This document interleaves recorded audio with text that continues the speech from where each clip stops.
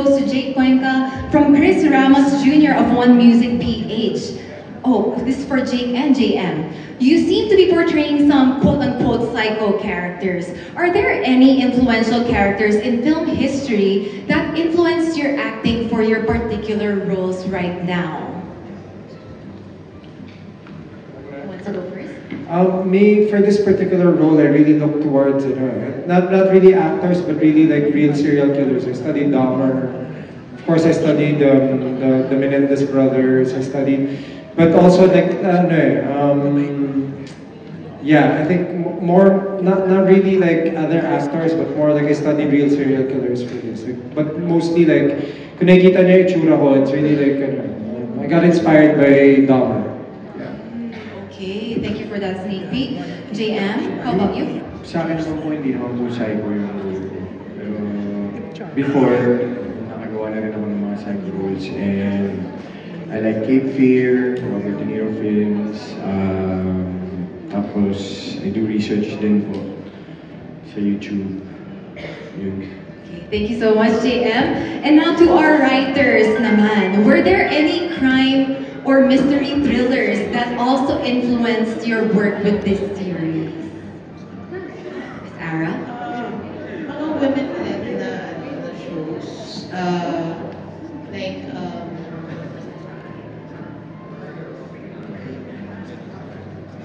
sorry, like Dead to Me, mga ganon, or yung I forgot the title with Nicole Kidman and Which one? Nicole Kidman and Oh, like the lies, Yeah, Little yeah. Big Lies, something like that. Yeah. so mga ganon ang mga na-inspire. Oh, all right. How about Sir Benson? What she said, copy paste. Got it, sir. To our directors naman, how about you? May mga references ba kayo for the other mystery thrillers? Yeah, well, ang mga parang reference ko before we're doing this, mga documentaries, mga docus about, yun nga, yung may mental concerns and all that. So, more on that. Okay, thank you. Although, of course, parang dun sa character din ni Jake, parang I told him to watch. Sobrang luma na pero maganda pa rin yung taxi driver ni Robert De Niro. Yeah. Martin Scorsese. Tsaka direct Memories of Murder. Yeah, I watched that. Memories of Murder. The Korean movie naman. Yeah, I love that movie. Movie's insane. Saka may isa pa yung parang naman yung sa bata na something pero Adolescence. Yeah, Adolescence is also like an inspiration. Thank you. Direct Roy? Ayun, actually, marami. Bago mag-start ito, ang dami ko rin pinanood. Pero for a certain movie or series, parang wala. Kasi mas maganda yung feeling namin kasi direktado, mas maganda yung mas marami kaming makikitang iba't iba, na nego-compare namin. Para kahit pa paano, na ilalayo namin yung nabibigyan namin nila Jake, yung lalo na yung character ni Edong, nung certain na flavor nung isang killer or yun nga. Kasi mahirap, pag may pinattern ka kasi, baka it's either yun na lang yung sundan namin. Pero yun nga, as much as possible, we create our own. Kami ni Direk Dado together with Edong. Lalo na sa mga ganyan thriller and yung mga suspense na eksena. Okay, thank you so much, Direct Roy. Now to our female leads once again. From Chris Ramos Jr. of One Music PH. You have always been known as some of the most memorable and remarkable actresses of this day and age. How inspired or pressured or motivated are you to be bouncing off each other and acting your brains out in this series?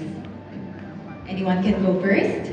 But yeah, like I said before, parang when we do our scenes, it goes to show how much we enjoy being together in a scene. Nagtatawanan talaga kami, and just the presence of these girls motivate you. You know when you go on set na, shucks, alam ko magaling yung mga kasama ko. So you really bring your A game talaga. Game face on talaga kami lagi. But what's beautiful about this is there's no competition. It's really we're helping each other. How can we make this better? Hindi kami nag-uungasan dito. More nagtutulungan talaga kami. Nagbibigayan. Thank you, Sue. Yes, I think nasabi na rin naman namin kanina. It's the same thing. It really feels good to know that you're going to a set and you're going to be working with equally great people who know what they're doing, people who are professional, and at the same time, people you get along with then off-cam. So, sarap din sa feeling ng ganun talaga. Charlie? Honestly, yung pressure hindi naman po talaga nawawala. Lalo na kada bagong project, tas bagong character, laging nandun. And I think dapat talaga may pressure din kasi yun yung nagpupush sa'yo na gawin mo yung best mo. And siguro lahat to nagsisimula sa respeto namin sa isa't isa. Like, alam ko kasi na lahat sila mahusay, so I have to bring my A game also. Kasi nga, nakakahiya naman ko ako yung papalpak at ako yung magpapatalo sa kanila. So, yun. Tapos, bonus na talaga na nagkasundo-sundo kami at nagsusuportahan kami. And yun yung nilook forward din namin minsan kapag papasok ng set na, uy, kumpleto tayo sa set. Yung ganyan. Tapos, iniisip na namin kagad anong kakainin namin, anong pagkikwentuhan namin, ganun. Oo. So, yun. Sobrang bonus yun na kami yung magkakasama. Thank you, Charlie. Kyla? Yeah, ako rin. I feel like a little bit of pressure and jitters is healthy kasi, you know, parang it shows how much you care about the scene, your character, the show, but also because you know that you're working with people who are really, really good at what they do. And I feel like it's more for me, instead of me like, oh, I have to bring my A game. For me, it's more of like, they are able to bring the best out of me also. Because they're so good. So yeah. Okay, It's such a great environment to be working with everybody in the show. Yeah, thank you so much, Kyla. Now we go to the writers for Ara and Benson from Jason Laluna of Certified Kapamilya. Based on the trailer, the teleserye will also touch the topic of injustice, particularly wrongfully putting a potentially innocent person behind bars. So as writers and directors, will you also expound on the social issue of injustice, especially since ABS-CBN teleseries are known for tackling social issues? Benson?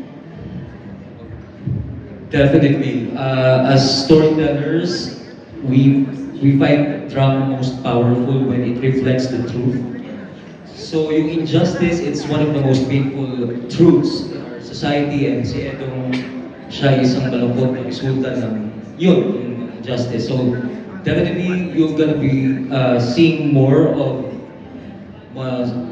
social issues na reflected sa show, and madami. Kung may Los Sabongeros, abangan mo ang Los Peponeras. Oh my gosh, talaga? So maraming issues na makakako. Okay. Meron ba kayong mga specific cases in Philippine history ba? Yung mga big cases that you intertwine with the plot of the series? Or Mga related cases lang, but not specific na yun ang gagamitin namin. So we read case studies, nag-aral ng mga behaviors, traumas, para sa specific plot lines ng specific characters. Yun.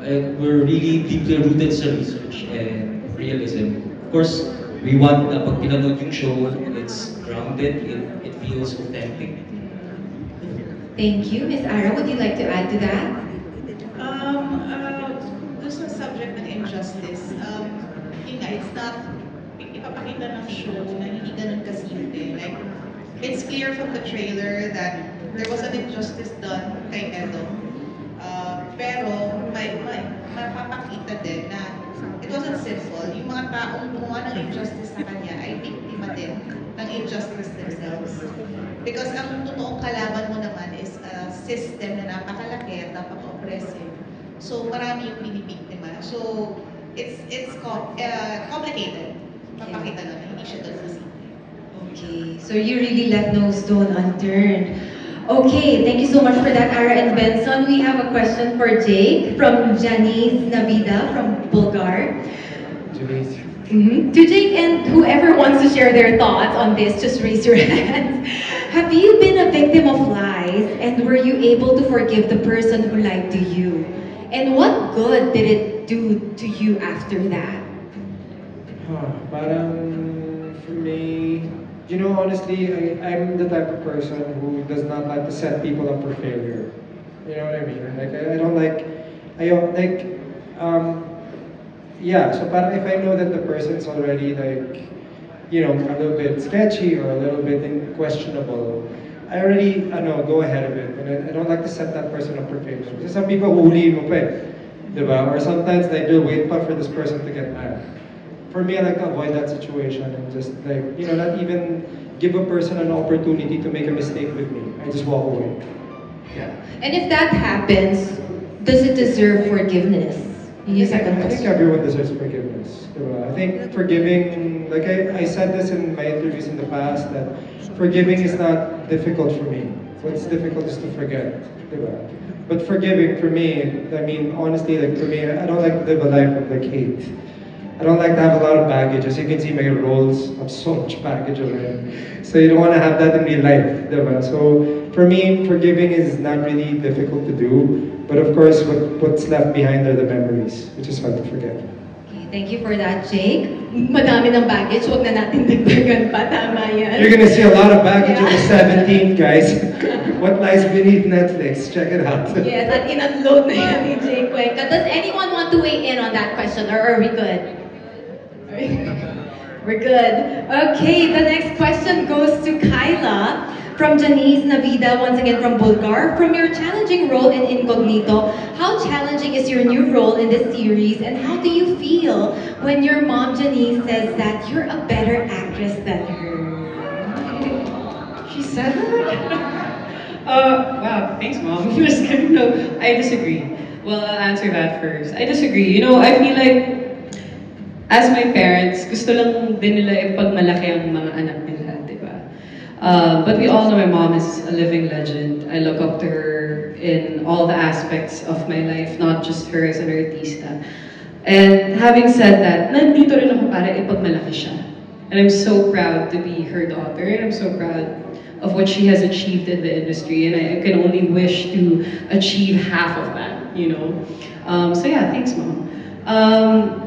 In terms of challenge, I think I was able to answer that kanina, but just to say it again, for me the challenge here with Erica's character is really the restraint, is really to sort of pick my battles, and when I'm going to be more emotional or show vulnerability, like Direktado and Direct Fry, alam nila yan. Once na nakita na nila akong umiiyak, pinapapunas talaga nila sa akin yung luha ko. Okay, uulitin natin, huwag kang iiyak. Kasi ginaganon nila ako. So, I feel like yun yung isa sa challenges ko dito, which, I'm always up for a challenge, and I'm happy to experience it, especially with Direktado and Direct Froy, who were, by the way, my first ever directors. So I just want to take this opportunity to thank RCD Narratives, kasi RCD Narratives was the first production that took a chance on me, and I wouldn't be here if it wasn't for them. So yeah. Thank you so much, Kyla. Now we have a question for our writers once again, Ara and Benson, from Carl Jude Canonoy of Kapatid Insider. Maraming teleserye ang tungkol sa pag-ibig at pamilya na ang umere. Pero ano ang kakaiba sa kwento ng What Lies Beneath na dapat abangan namin as viewers? Well, it's not a romance. so iba siya. It's a romance for me, Ara. It's a romance for me this whole time. So it's not Bloody a romance. Yeah, and yun nga, siguro masasabi ko iba is the main characters are all great characters. So they're not perfect. They, like I said kanina, they make mistakes, and we see them being very human in so many instances in the show. And so I think that would make them relatable also. So yun naman yung kakaiba. Thank you for that, Ms. Ara. How about you, Sir Benson? Love and family. It's not just about love and family. It also shows the lies that we tell people to protect the people that we love at hanggang saan ang pwede nating gawin, push, para protektahan ang line na yun, para protektahan yung mga taong minamahal natin. Hanggang sa dumating sa point na boomerang yung line na yun. Anyway, it's a very complicated cycle ng lie, ng secrets. Yung what lies beneath, para siyang salamin. Pag tumitingin ka sa salamin, you are forced to look at the uncomfortable truths about your family, friends, sarili mo. So, yun din sana yung push ng what lies beneath. Kahit sa family, sa kahit anong relationship, makita mo yung truths na yun, even the ugly ones. Thank you so much, Sir Benson. Now we throw the question to Direk Dado and Direk Froy from Carl June Canonoy of Kapatid Insider. From you guys naman, ano ang dapat abangan ng mga manonood sa mga unang linggo ng serye? Actually, marami. Una-una, hindi lang ito kumbaga parang simpleng drama or simpleng serye. Ano rin to, parang it's a suspense thriller siya. So, may pagka-creepy yung mga characters, plot yung mga characters, and parang maraming issues din na tinatakol itong series na ito, na actually sumasalamin sa nangyayari sa lipunan ngayon. And yun. Okay, Direk Froy. Siguro yung syempre this show is very different dun sa tone ng meron ang ABS sa prime time ngayon. Syempre mas more on yun, mas eto para siyang isang malaking pasabog na may pagka-slow burn siya na ma-unravel yung mga sikreto, unti-unti.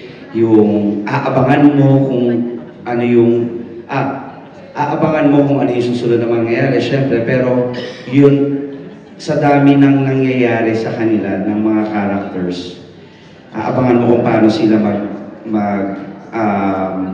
matatahi. Kung paano nila ma-figure out kung ano yung mga lies na yun. Mas yun kasi syempre, when you're close to each other, sa totoong buhay, mas mahirap malaman kung ano yung totoo. Kaysa dun sa mas hindi mo kilala, mas dun mo nalalaman may sikreto.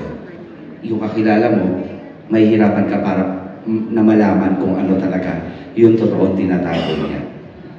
Parang kinabahan naman ako doon, Direk. Napareflect ako naman.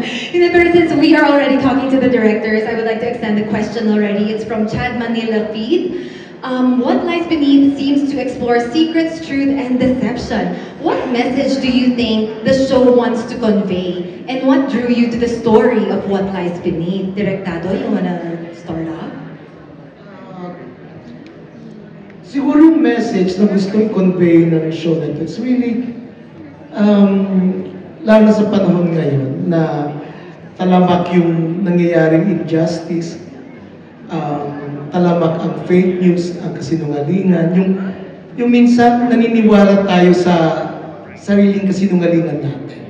At because of that, yung consequence na haharapin mo, it destroys life, it destroys even the society. So, yun ang gustong, I think, first and foremost, yun ang gustong itackle ng show. It's really about search for truth and justice. And also, it also tackles, diba, how an incident in the past destroyed yung relationship ng magkakaibigan. Parang gaano man katindi yung pagkakaibigan nyo, pag sinubok ka ng ganoong napakalaking pangyayari, somehow may-epekto yun, hindi lang sa buhay ninyo, kundi pati sa relationship ninyo bilang magkakaibigan. Thank you, Direk Dado. How about you, Direk Froy? Do you want to add to that? Yes. Yun. Siyempre, tinatake nga dito is injustice, di ba? Kumbaga, all of us in real life, we are experiencing injustices, lalo na sa nangyayari sa bansa natin ngayon. Yun. Sila, yung mga character sila are parang, it seems very hard to na makakuha ng hustisya, lalo na kung sinachase mo ito.